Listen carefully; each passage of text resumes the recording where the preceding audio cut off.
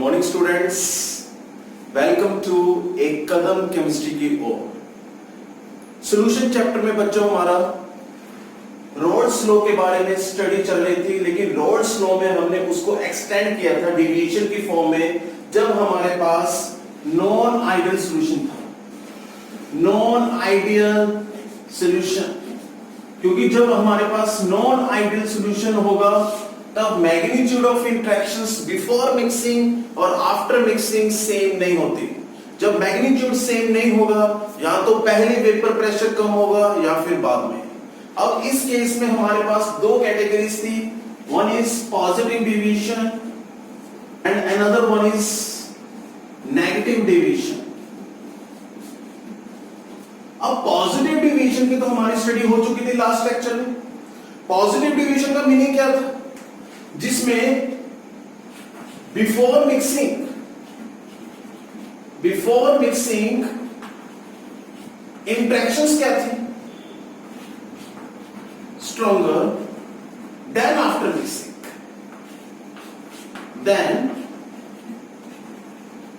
Mixing, लेकिन अब negative deviation में क्या होगा? इससे opposite. Consider we have binary solution of two components A and B। एक बाइनरी सॉल्यूशन कंसीडर करते हैं दो कंपोनेंट्स का A एंड B। अब A कंपोनेंट में मैं कंसीडर कर लेता हूं एसीटोन, और B कंपोनेंट में मैं कंसीडर करता हूं क्लोरोफॉर्म।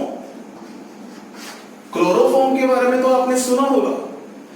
इसके कारण आपको मालूम है, अगर हमारे पास थोड़ी सी भी क्लोरोफॉर्म हो तो इस क्लोरोफॉर्म से पर्सन बेहोश हो सकता है।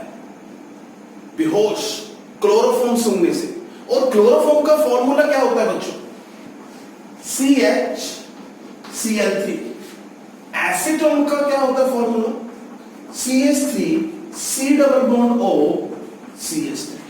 अब इस केस में नेगेटिव डेविएशन का कारण क्या है? नेगेटिव डेविएशन में क्या होगा? बिफोर मिक्सिंग इंटरेक्शंस क्या होंगी? वीक, लेकिन आफ्टर मिक्सिंग इंटरेक्शंस क्या हो जाएंगी? स्ट्रॉन्गर। आओ देखते हैं बेटा।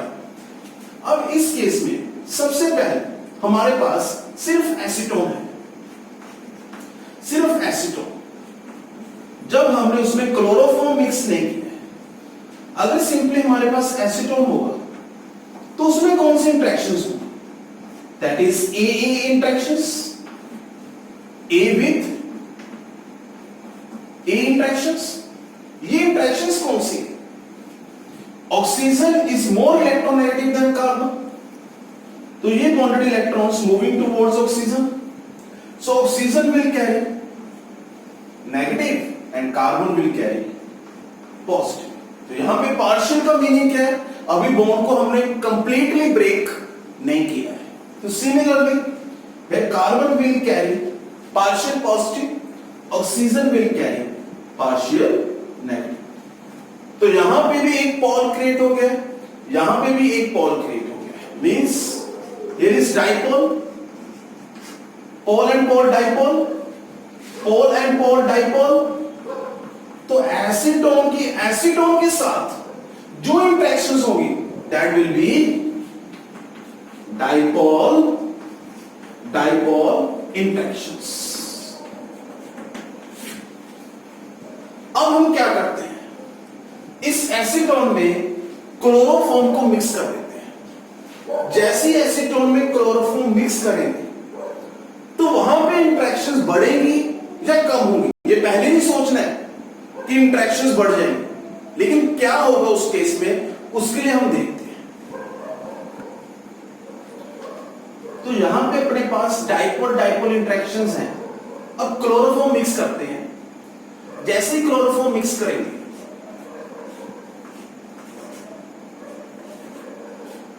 This is chloroform CHCl3।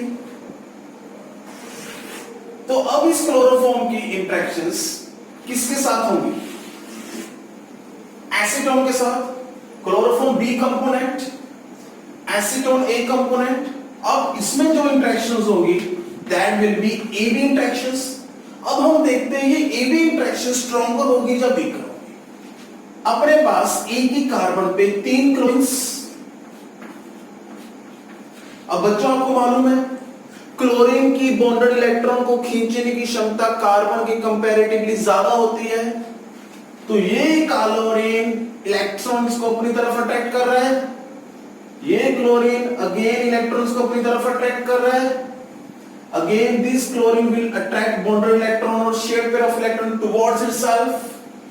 तो यहां पे नेगेटिव चार्ज, यहां पे नेगेटिव चार्ज, यहां पे negative charge, but here will be 3 unit positive charge. तो जब कार्बन पे इतना पॉजिटिव चार्ज बढ़ेगा, मींस कार्बन की इलेक्ट्रॉन डेफिशिएंसी जब इतनी बढ़ जाएगी, तो वो क्या करेगी, तो वो कार्बन अब इस इलेक्ट्रॉन्स को स्ट्रांगली अपनी तरफ अट्रैक्ट करेगी। तो सबसे ज्यादा इलेक्ट्रॉन डेंसिटी किसके पास है, क्लोरीन के पास, और सबसे कम इलेक्ट्रॉन डेंसिटी किसके पास होगी, कार्बन के पास। नो, लास्ट में जो एटम पड़ा उस पे इफेक्ट जाएगा, तो इफेक्ट किस पे जा रहा है, that is hydrogen. So this hydrogen will carry positive charge, means we can say this hydrogen will B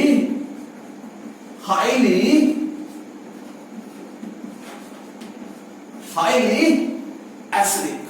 तो अब इस हाइड्रोजन पे पॉजिटिव, अब इसकी इंटरेक्शंस किसके साथ होंगी, एसीटोन।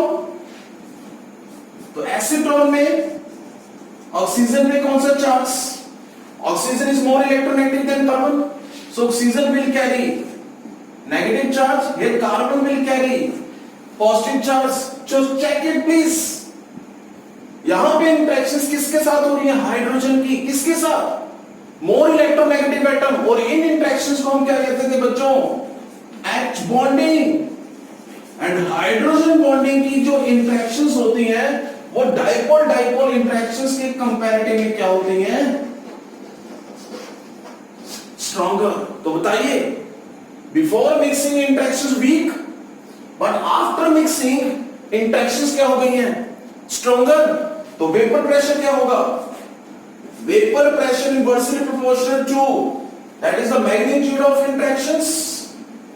तो जितनी इंटरेक्शन स्ट्रॉन्गर उतना वेपर प्रेशर कम।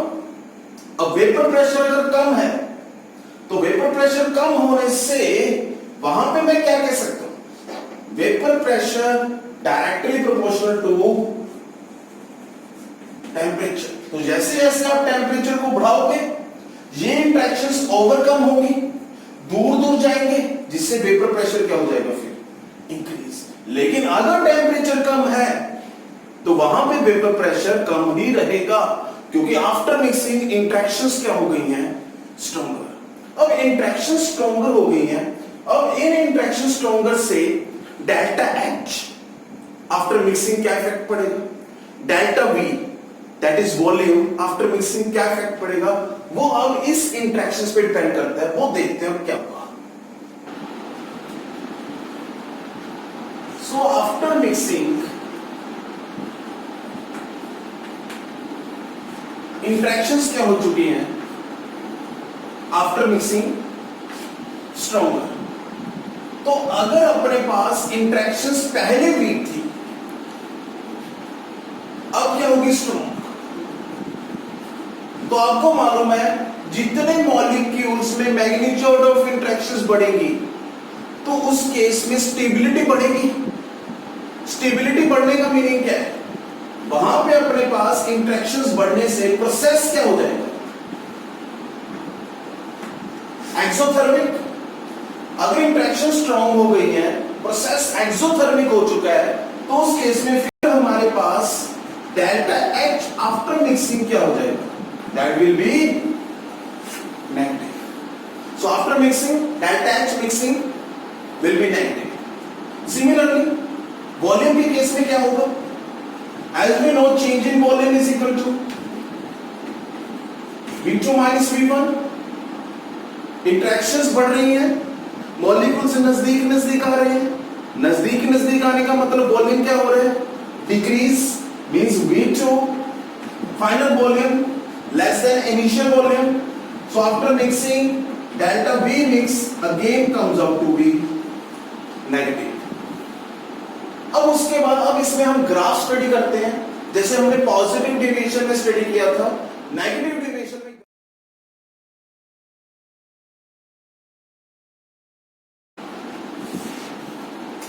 वाई एक्सिस पे क्या होगा, वेपर प्रेशर,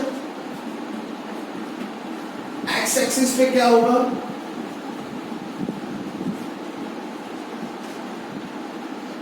मोल फ्रैक्शन।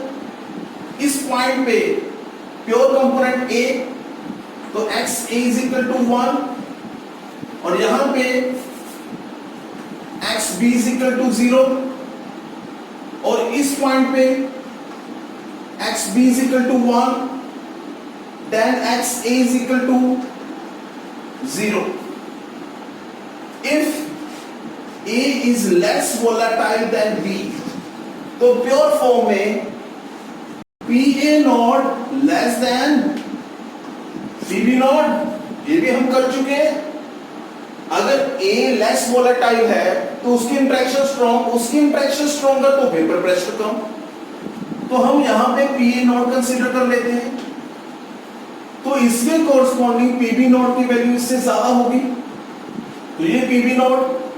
अगर यही हमारे पास आइडियल सॉल्यूशंस का केस होता, then we have straight line, origin से पास होगी, और ये हमारे पास टोटल प्रेशर। लेकिन अब इंटरेक्शंस क्या हो चुकी हैं, स्ट्रॉन्गर, तो स्ट्रॉन्गर इंटरेक्शंस के कारण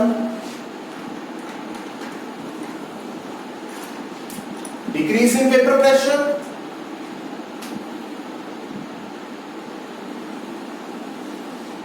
डिक्रीज इन वेपर प्रेशर,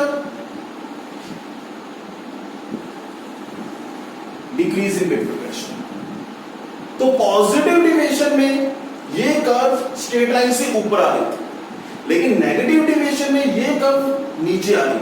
तो इसका मीनिंग क्या हुआ, यहां पे अपने पास P B less than P B naught X B, और यहां पे PA, that is the partial pressure after mixing of B of A component, less than PA not XA, और ये हमारे पास total pressure which is equal to PA plus PB, which is less than PA not XA plus PB not XB। तो ये अपने पास जो figure बनी है, ये फिगर हमारे पास है when non-ideal solution shows negative deviation from the Rhodes law। अब वही कंसेप्ट आइसोट्रोपिक मिक्सचर। अब आइसोट्रोपिक मिक्सचर क्या होता है, रिकैप कीजिए। वो मिक्सचर जिस पर्टिकुलर कंपोजिशन पे हम दोनों कंपोनेंट्स को अलग नहीं कर सकते, जिनका बॉइलिंग पॉइंट क्या होता है, कांस्टेंट। ऐसे तो हमें मालूम है कि हर एक कंपोनेंट का बॉइलिंग पॉइंट क्या होता है, डिफरेंट। लेकिन एक पर्टिकुलर कंपोजिशन, जब दोनों कंपोनेंट्स का बॉइलिंग पॉइंट कांस्टेंट हो जाए, जिनको उस कंपोजिशन पे सेपरेट आउट ना कर पाए, then that mixture is called isotropic mixture. तो पॉजिटिव डेविएशन में हमारे पास कौन सा आइसोट्रोपिक मिक्सचर था, हाँ बताइए, मिनिमम बॉइलिंग आइसोट्रोपिक मिक्सचर, क्योंकि पॉजिटिव में वेपर प्रेशर ज्यादा, कम बॉयल करने की जरूरत पड़ेगी, then that mixture called minimum boiling isotropic mixture. लेकिन अब इस केस में इंटरेक्शन स्ट्रॉन्गर, वेपर प्रेशर कम हो चुका है, तो इस केस में ज्यादा बॉयल करना पड़ेगा। तो इस केस में जो हमारे पास आइसोट्रोपिक मिक्सचर होगा एक पर्टिकुलर कंपोजिशन पे, वो आइसोट्रोपिक मिक्सचर कौन सा होगा, मैक्सिमम बॉइलिंग आइसोट्रोपिक मिक्सचर।